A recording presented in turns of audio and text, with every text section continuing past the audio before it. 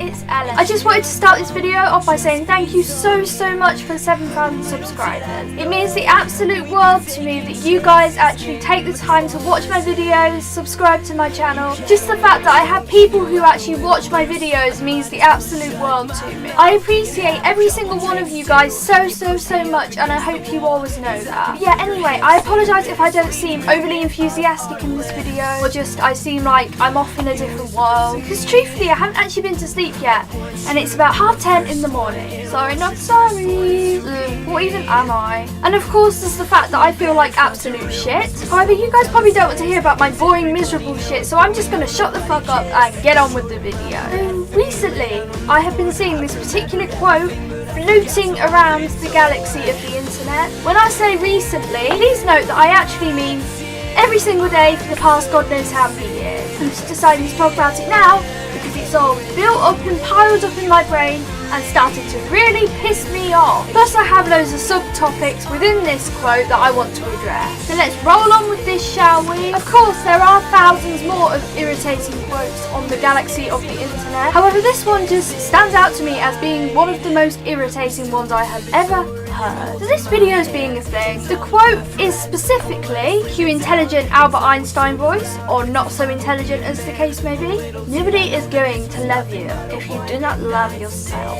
Whoa there, my lovely little Tumblr quote. There are quite a few flaws in you which I am about to pick out and share. Now, I don't know if this quote's supposed to make people feel better about themselves. However, personally, I think it works in the opposite direction. If anything, I think it'll make people feel bad about themselves. So here as a start, we are basically saying if somebody has low self-esteem, is incredibly insecure, and as a result do not like themselves, then apparently they are automatically unable to be loved.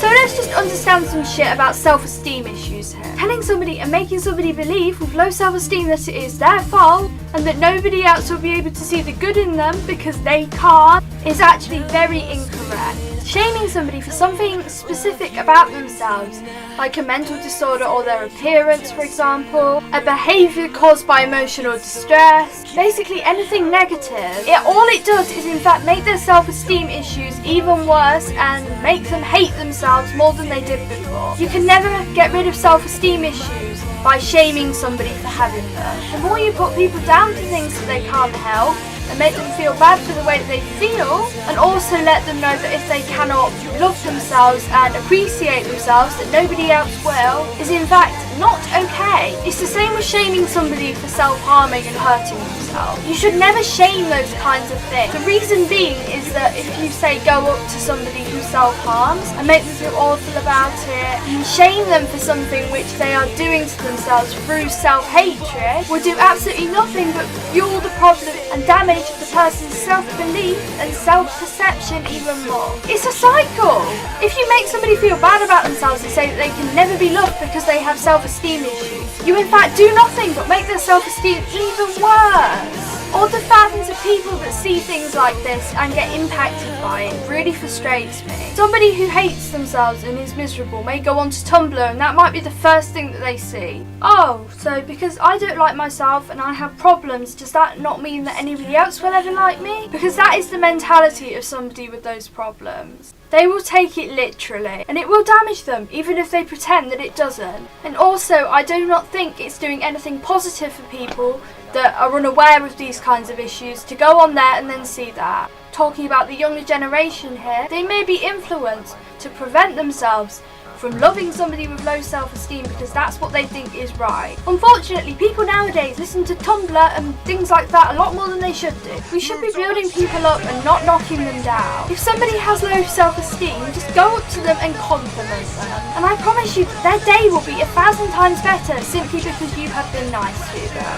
That's how people work. Though it may not make people feel any better about how they see themselves, it may make them feel a bit better about how other people see them. Kindness doesn't cost a damn thing. Sprinkle that shit everywhere. Talking from experience with somebody that struggles with these issues themselves, the biggest worry of people with self-hatred issues, the majority of the time, is the fact that others may see them the same way as they see themselves. And that is the most terrifying thing, and people need to understand that. Although by complimenting somebody, You may not be able to help their self-perception. However, what you will definitely help is their perception on how others see them. And that is equally as important. Next point up is who the fuck actually loves themselves anyway? Loving yourself and having fantastic bomb-ass self-confidence are two completely different things. Let's just define the word love for a second. Love is a very strong and powerful emotion, usually an attraction to somebody or an overly large amount of affection and care. I have also asked Urban Dictionary. I would have asked Wikipedia, however the majority of you probably won't know what anything on that website means. That's if you're anything like me, because they use far too many big words. Then again, I probably use a lot of big words that people can't understand either, but oh well. Okay, this one says love. Nature's way of tricking people into reproducing. Now for some reason, I don't really think that was what I was looking for. I was looking for a legitimate description. Okay, this one's better. Love is an incredibly powerful word. When you're in love, you always want to be together. Blah blah blah, love, horniness, and that kind of shit. But anyway, back to the point. Love is a very strong word, and unless you personally want to fuck your own brains out or feel deep affection and pleasure towards yourself, then the chances are you do not love yourself. You may be confident in yourself, you may enjoy what you look like, but I don't really think love is the right word. Not in this quote anyway. Especially not when I'm picking flaws as an excuse to go on about self-esteem in the most fun way as possible. I think if they wanted their statement to be a little bit better, they could have worded it slightly different. But however, even if you edit the wording a bit, it'll still sound like this. Nobody is going to love you unless you have lots of self-confidence. Which is still...